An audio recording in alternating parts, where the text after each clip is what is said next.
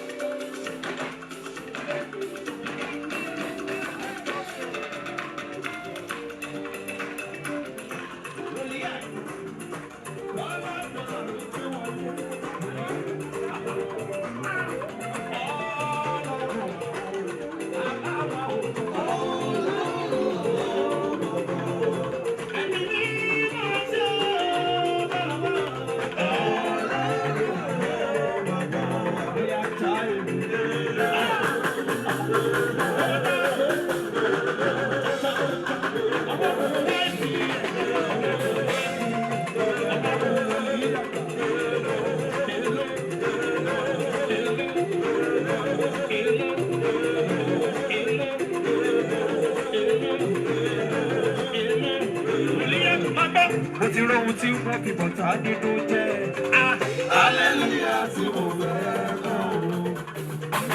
Come on, everybody! Sing along, sing along, sing along,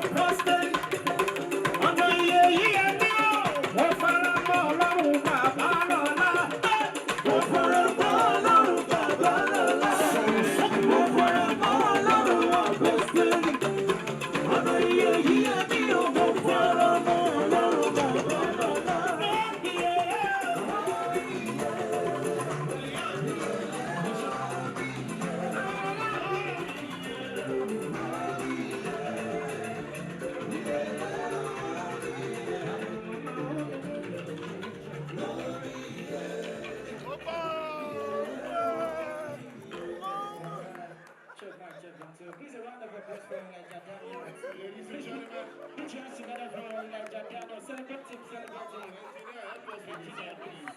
Thank you. Engineer, please help us with sound, please. Thank you. Thank you. Thank you. Thank you. Your voice will not go down. Alright.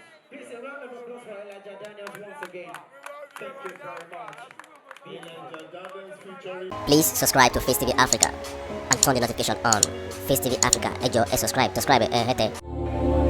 Face TV was Swoby.